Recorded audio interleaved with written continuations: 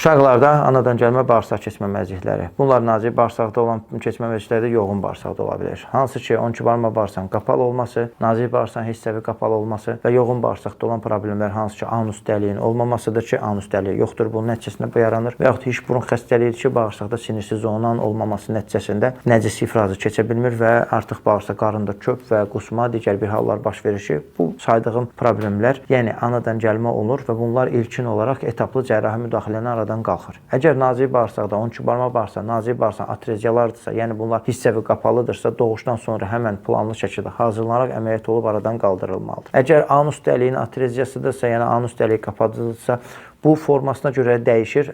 Forma bəzən sivişavoy formaları var ki, gözlənilərək, kömək olunaraq bir etapda icra olunur. Və yaxud daha ağır formaları varsa, kolostoma qoyularaq 2-3 etapda icra olunur. İç burun xəstəliyində isə artıq bunlar pasiyent bir müddət toparlanaraq 1 ay, bəzən də 3-4 ayına qədər formada, yəni müəyyən bir yaş dövründə və çəki aldıqdan sonra cərrahi əməliyyat olunaraq aradan qaldırılmalıdır. Valideynlər diqqətli olsunlar. Yəni bu problemlər çox zaman ana bətnində görülür və buna professionallar tərəfindən baxılması tövsiyə olunur. Təşəkkür.